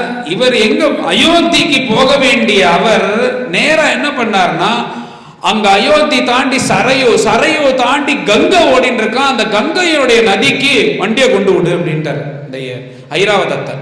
என்னடா இவர் ராஜ்யத்துக்கு போகாம இதை பட்டுவாடா எல்லாம் பண்ணாம இந்த சொத்து பிரிச்சு வைக்காம குழந்தை குட்டியோட இல்லாம இவர் எங்கேயோ போறாரேன்னு அவனுக்கே ஆச்சரியம். அப்படி பார்த்துட்டே இருக்கும்போது பார்த்தா நேரம் போனார், அந்த கங்கை கரையில இறங்கினார். இப்படி திருவடி வெச்சதுல இருந்து 1.5 மணி நேரம் கணக்கு, அவ்வளவுதான், உயிர் போயிடும், பிரிஞ்சிரும்னு எந்த கவலையும் படலையாம். வச்சார். அங்க யாரோ ஒருத்தர் பாகவதம் கதை சொல்லிட்டு இருந்தார். இந்த பகவத்குணம் இந்த மாதிரி சொல்லிட்டு இருக்கிற ஒரு பௌராணிகர். அந்த சொல்ற பௌராணிகருக்கு வைகுண்டம் கிடைக்கல, அவர் ஒன்னும் கதை சொல்லிட்டு தான் இருக்கார். ஸ்ரத்தையா கேட்ட இந்த 1.5 மணி நேரத்துல கண்ணை மூடிட்டு இப்படி ததேக தியானமா கேட்டதுனால என்ன ஆயிடுதுன்னா, வைகுண்டத்துல இருந்து விமானம் வந்துதான் அதுல ஏறி கிளம்பிட்டார். எப்படின்னா, இப்ப நம்ம கனெக்டிங் ஃபிளைட்ல போற மாதிரி ஒரு ஏர்போர்ட்ல இறங்கிட்டு அந்த ஃபிளைட்ல இறங்கி இன்னொரு ஃபிளைட்டை பிடிச்சி ஒரு இடத்துக்கு போற மாதிரி சொர்க்கத்துல இருந்து ஒரு விமானத்துல இறங்கினார். வைகுண்டத்துல இருந்து ஒரு விமானம் வந்தது, கிளம்பி போயிட்டார் பகவானோட. அதனால இப்படி பயந்துன்னு வந்த பரீட்சித் மகாராஜாக்கு இந்த கதையை சொல்றாராம். அட அசடே, நீ 7 நாள் தான் இருக்கு, 7 நாள் தான் இருக்குன்னு கவலைப்படுறியே, 7 நாள் எதுக்குடா? 7 நாள் தேவையே இல்லை. நீ சத்தையா கேட்டேன்னா இந்த கட்வாங்கன் மாதிரி 1.5 மணி நேரத்துல அவர் வைகுண்டத்துக்கு போயிட்டார். பகவான் கிட்ட 2.5 கலக்கிறதுக்கு நம்மளுடைய மன ஒருமைப்பாடு தான் முக்கியமே தவிர எத்தனை மணி நேரம் நீ பகவான்கிட்ட இருக்கன்றது முக்கியம் இல்ல.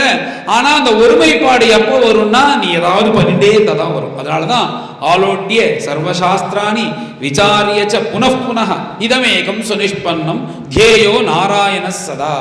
இத்தனை வேதம் படிக்கிறது, பூஜை பண்றது, கோவிலுக்கு போறது, கதை கேட்கறது, அவர் வீட்டில் இருக்கிற பூஜை பண்றது, எல்லாத்தினுடைய முடிவு என்னன்னா, எப்போதும் பகவான் நினைச்சிட்டு இருக்காரு. இது நினைக்கிறதுக்காக தான் இத்தனையும். பகவான் நினைச்சிட்டே இருந்தா நம்ம நினைப்போமோ, நினைச்சிட்டே இருக்கும்போது ஏதோ ஒரு சினிமா ஞாபகம் வரும், ஒரு பாட்டு ஞாபகம் வரும், நம்ம கடை ஞாபகம் வரும், வீடு ஞாபகம் வரும், வண்டி ஞாபகம் வரும். அதுக்கு என்ன பண்ணணும்னா, இந்த மாதிரி விஷயங்கள்லாம் கொடுக்கணும். இது பரமேஸ்வரனை கொண்டு வச்சு அதுக்கு பாலாபிஷேகம் பண்ணிட்டு மந்திரம் பிடிச்சுட்டே சொன்னேன்னா மனசு போகாது. மனசுக்கு ஒரு ஆவரணம். அப்படியே உட்காந்துன்னு ராம ராம ராம ராம ராமன்னு 100 தடவை சொல்லுன்னா மனசு ராமநாமத்தில் இருக்கும், அது பிடிச்சிக்கிறது. இந்த மாதிரி எல்லாத்துக்கும் உட்காந்துருக்கு. இந்த 2 மணி நேரம் யாரும் ஃபோன் நோண்டாம, பக்கத்துல பேசாம, டிவி பார்க்காம, வெளியில எழுந்து போகாம நம்ம வீட்டில் இருக்க முடியுமா? அந்த 2 மணி நேரம் 5 நிமிஷம் கூட உட்கார மாட்டோம். முடியாதவர்கள் வேணா உட்காந்துருப்பான் மணிக்கணக்கா. சாதாரணமா இருக்கிற உட்கார முடியுமோ? இங்க கிளம்புவான், வண்டி எடுப்பான், அதை போய் வாங்குறேன்னுவான், அதை வாங்கிட்டு வருவேன்னா, அதை போனுவான், போன். இப்பதான் உலகமே போன் தானே. போன்ல எதையாவது பார்த்துட்டு இருப்பான் உட்காந்து. அப்படின்னா இருக்க முடியுமோ? ஆனா இங்க வந்தாச்சு, அவ போனை எடுக்கல. இதுல 2 மணி நேரம் உட்காந்து நீ கதை கேட்கறமோ? இதுக்குதான். இது எதெல்லாம் எதுக்குன்னா பகவானை நினைக்கிறதுக்கு தான் எத்தனையோ. அதனால கவலையே படாதரா, அதனுடைய பகவானை நீ ததைக தியானமா உன்னுடைய கடைசி காலத்தை பத்தி நீ கவலையப்பட வேண்டாம் அப்படின்னு சொல்லிட்டு 5 நாள் கதையை வருஷிச்சு தள்ளுற. எத்தனை ராஜாக்களுடைய பேரு, எத்தனை சரித்திரங்கள், என்னென்ன கதை, என்னென்ன அவதாரம் பண்ணினார்னு பலராம சுவாமி கிருஷ்ணாவதார பரியந்தம் சுருக்கமா சொல்லி முடிச்சுட்டார். 5வது ஸ்கந்த பரியந்தம், 9வது ஸ்கந்த பரியந்தம் இப்படி சொல்லி முடிச்சார். அப்போ இன்னும் 2 நாள் இருக்கு அவருக்கு. 2 நாள் இருக்கு. அவருக்கு என்னன்னா, இந்த பரீட்சித்து எப்பயோ காலமா இருக்கணும். இந்த அஸ்வத்தாமான்னு ஒருத்தன் என்ன பண்ணினா, பஞ்சபாண்டவர்களை நேரா சண்டை போட்டு ஜெயிக்க முடியல. அதனால அவன் என்ன பண்ணினான்னா, பாண்டவ பீஜம், பாண்டவன் ஒத்தனே இந்த உலகத்துல இருக்கக்கூடாது அப்படின்னு ஒரு பிரம்மாஸ்திரத்தை போடுறான்.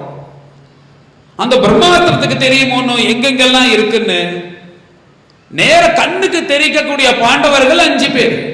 இந்த பாண்டவர்களுடைய வம்சத்துல வந்தவன் தானே அபிமன்யு. அவன் காலமாயிட்டான். அந்த பஞ்சபாண்டவர்களுடைய குழந்தைகள் எல்லாருமே காலமாயிட்டான்.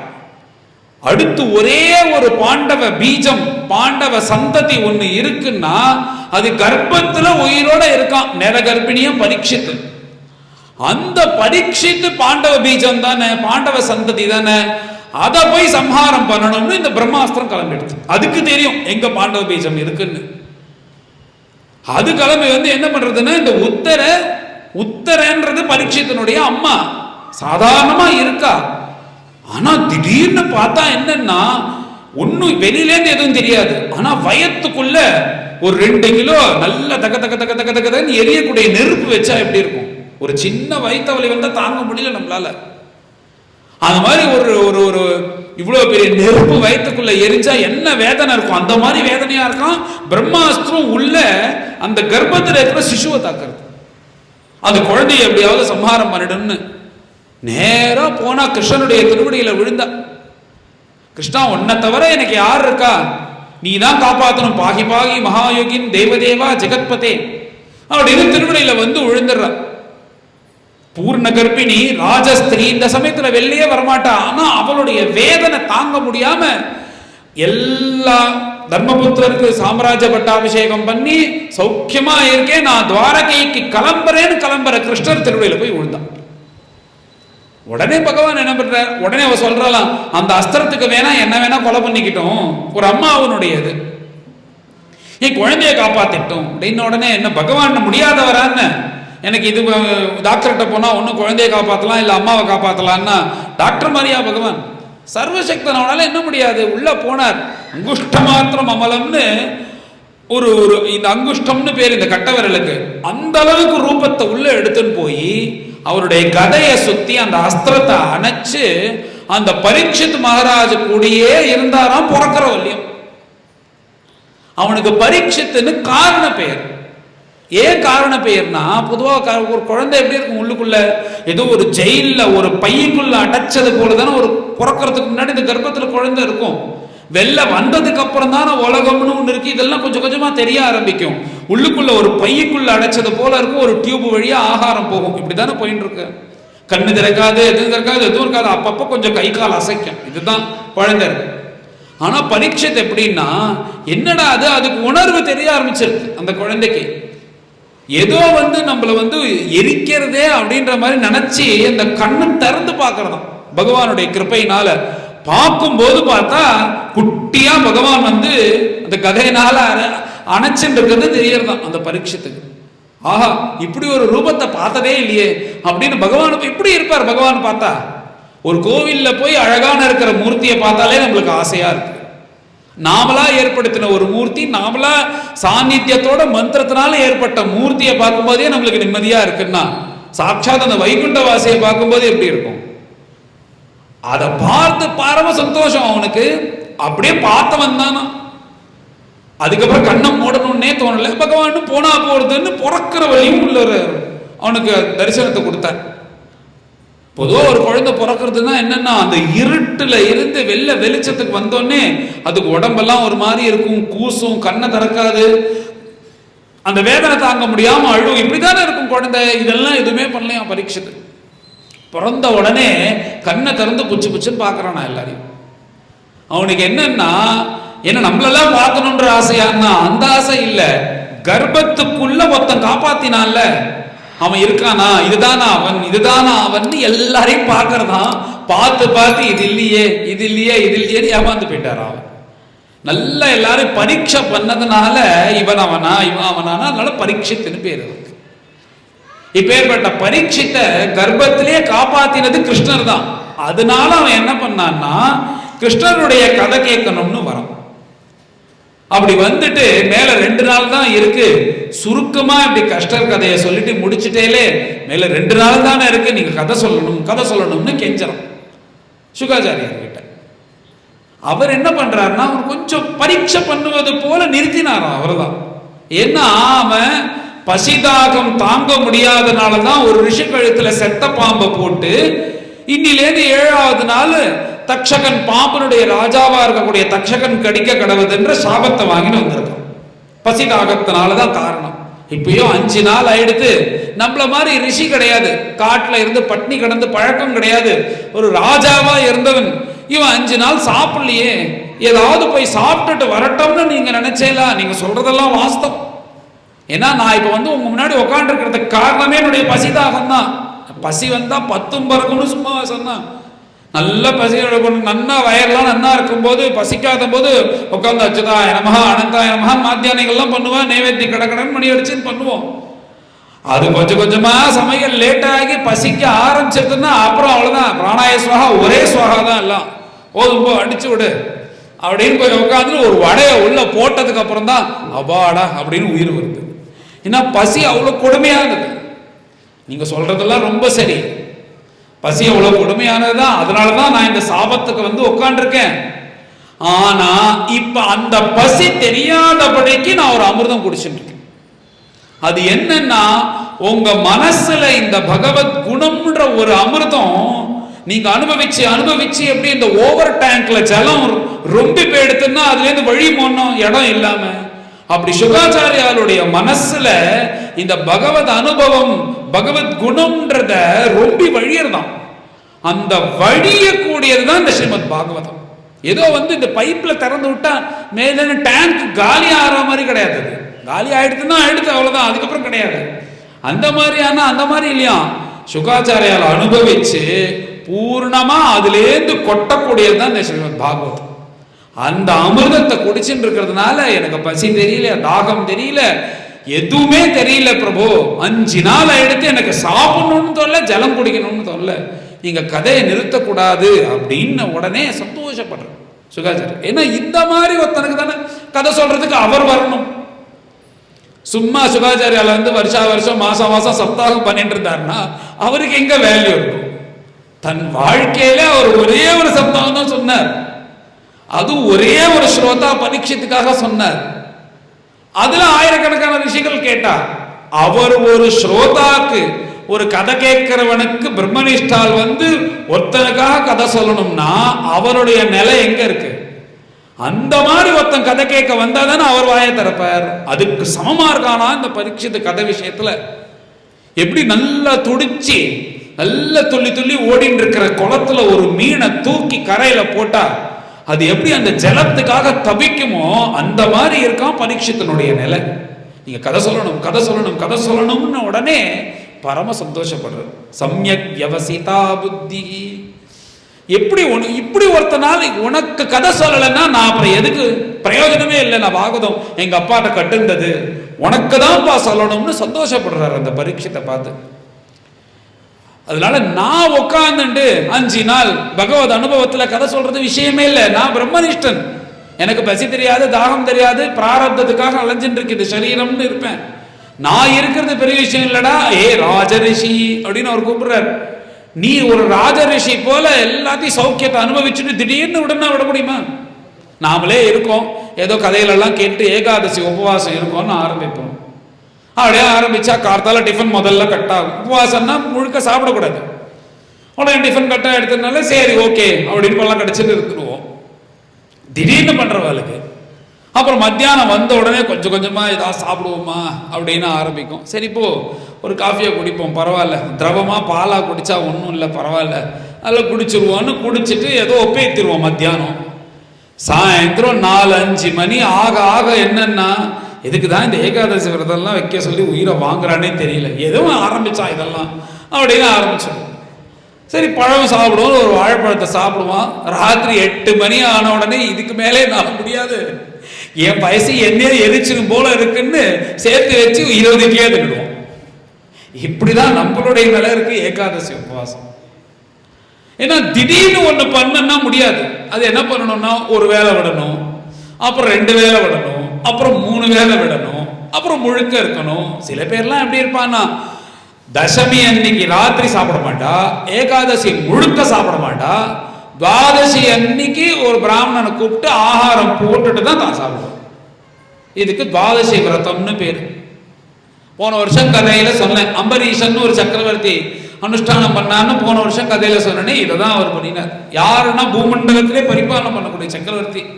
இன்னைக்கு கொஞ்சம் காசு இருந்ததுன்னா நம்ம என்ன பண்றோம், 4 பேர் சமயக்காரனை கூப்பிட்டு விதவிதமா சமையனா ஆயில் அது ஸ்வீட்டுன்னு போட்டு தம்சம் பண்றோம்.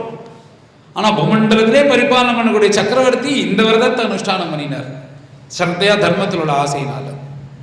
அதனால உடனே விடுன்னா விட முடியுமோ? நான் விடுறது விஷயம் இல்லடா, எனக்கு இது பழக்கம் இருக்கு, நான் பிரம்மனிஷ்டன், எனக்கு பசி தெரியாது, தாகம் தெரியாது, ஒன்றும் தெரியாது. ஆனா நீ எதுவும் தெரியாம உட்காந்து கேட்கறிய, அதனால நீ தான் என்னை விட ஒஸ்தின்னு சொல்லிட்டு அவனை கொண்டாடி அப்படி ஒரு கதை கேட்கிற அந்த பரீட்சித்தை பார்த்து சந்தோஷப்பட்ட.